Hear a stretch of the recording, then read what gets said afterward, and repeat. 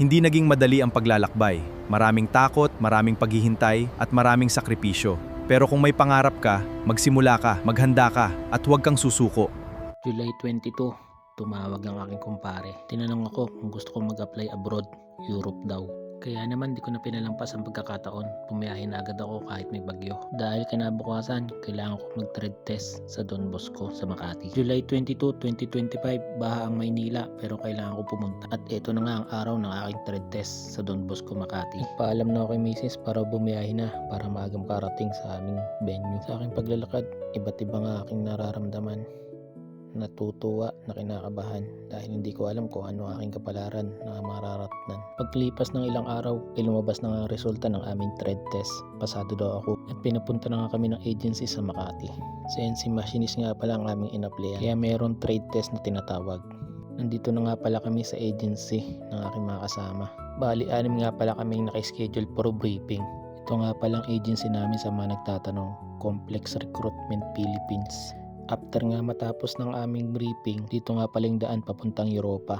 Pagkalipas nga ng 76,000 hours and 66,000 minutes ay naka-schedule na kami para sa BFS. Ang aga namin dito kasi 4 AM yung call time namin. Pero bukang liwayway na, hindi pa rin kami natatawag para pumila.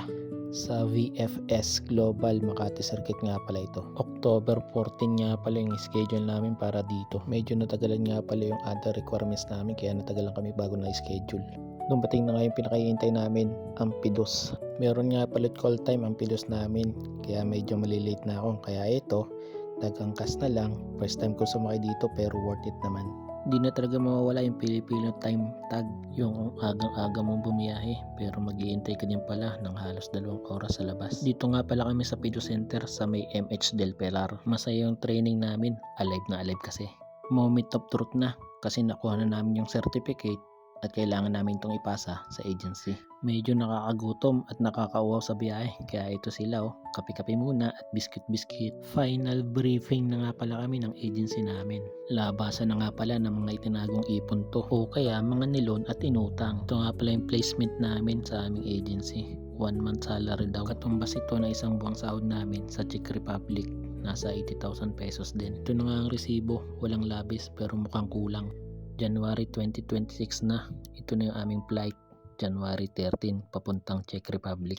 Masaya pa kami dito ni Mrs. Si Mrs. nga pala ay buntis sa aming first baby. At oo, maanak siya nang wala ako sa tabi niya. Papasok na nga pala kami ng NAIA Terminal. Dito, medyo nararamdaman ko na yung lungkot. Kasi mag-a-abroad na naman ako. Dati na rin kasi akong OFW sa South Korea naman. 10 taon din ako dun.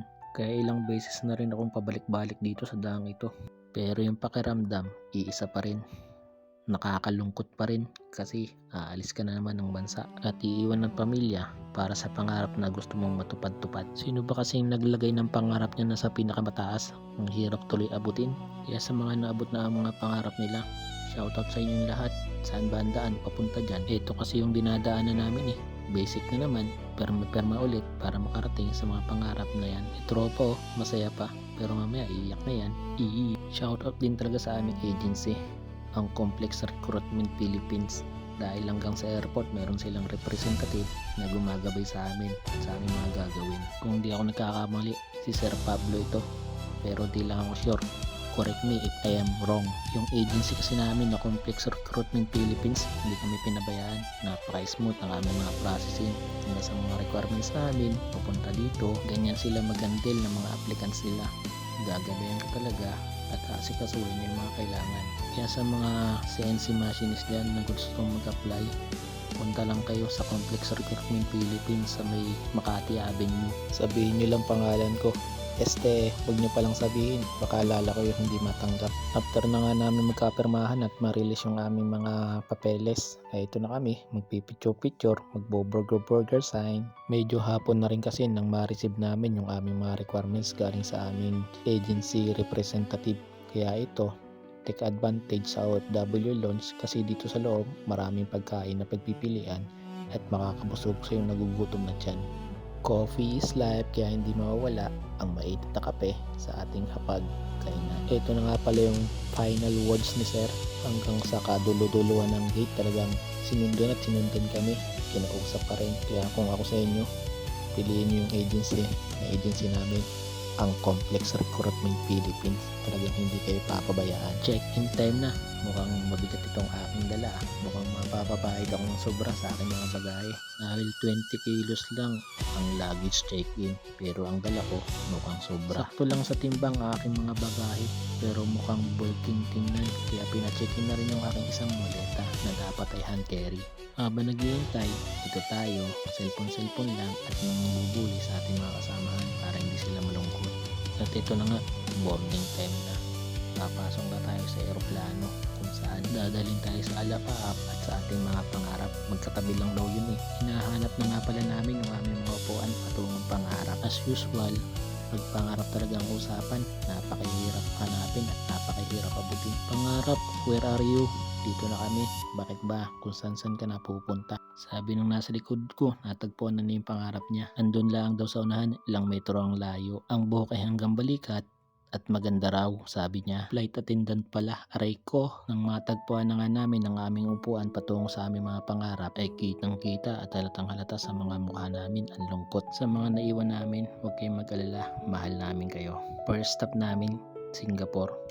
Dito mapapansin talaga ang kalinisan ng Singapore. Yung CR pa lang nila, talo na yung room sa hotel. Kasi pagpasok mo, yung jebs mo, babalik eh. Mapapatanong ka na lang na, aba, CR ba are? Parang hindi naman eh. Nahanap na nga pala namin dito yung aming boarding station na kung saan doon kami pwede magpahinga. Lakaran na naman, lakad-lakad lang to the max. Dito ako naninibago eh. Sa mga connecting flight na yan. Dahil lang Korea naman ay isang flight lang, tsaka 4 na oras lang ang biyahe. Dito hindi ko alam kung ilang oras ang inabot namin, 17 hours ata. Pabalik-balik na kami din eh, hindi namin matagpuan ang aming boarding station. Kaya lakad matuwid na naman, meron nga pala kaming natanaw na isang lagusan. Papunta na kaya ito sa aming mga pangarap. Ari pala isang hagdanan, kaso nakahiga. Palagi ko naman ay madadala kami nito sa aming mga pangarap. Ay bago magkaligawan, titingnan muna ang flight connection information para alam natin kung saan tayo patungo. Mabuti paring dilag na rin, nakita na yung flight niya.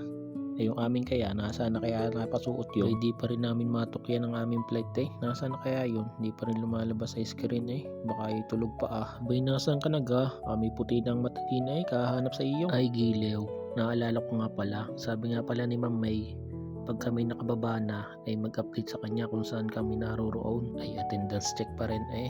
Yun ang aming agency. Kung saan kami naroroon ay dapat ina-update din sila, lalo na sa aming flight. Buti na lang at di na ay merong libreng wifi sa airport na aray. Salamat sa inyo. At ito na nga, tanaw na namin ang aming eroplanong sasakyan patungo sa aming mga pangarap. Yun ay papuntang Czech Republic ha.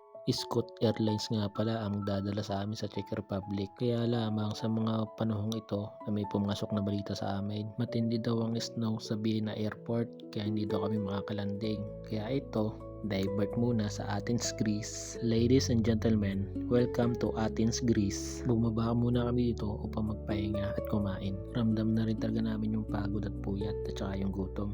Kasi walang pagkain yung nabok sa amin sa Scott Airlines kaya gutom talaga ang inabot namin habang nagbibiyahe sa Himpapawid. Pagkalipas ng mahigit isang oras, ito kami ngayon. Boarding time na naman. Itong eroplano ulit ang aming sasakyan papuntang Vienna Airport. Sana wala nang snow. At syempre, sabi nga ni Ma'am May, attendance check ulit kami.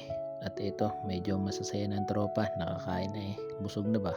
Ito lang inapansin ko sa eroplano namin. Don't worry, be happy. Ay talaga namang nakakaantig ng puso't damdamin eh kahit nagutom kami sa loob ng eroplano. Pwede naman sana kaming bumili sa eroplano kaya lang yung budget namin tight na tight talaga eh.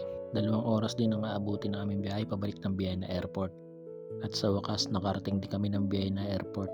Safe and sound. Landed safely. Thank you Lord, napakabuti mo talaga. Palabas na kami ng airport para ma-meet namin yung susundo sa amin. Bali 8 oras nga pala siya nag-iintay sa amin. Sorry talaga, hindi namin inaasahan yung ganitong pangyayari. At ito na nga pala yung journey ko dito papunta sa Czech Republic. Naabot din ng 6 na buwan simula ng pag-a-apply sa agency. Yung dating anyong yung salita, papalitan na natin ng Dobriden. Sana ay na-inspire kayo sa aking ibinahaging kwento dito sa Czech Republic. Hanggang sa susunod na kabanata. Paalam!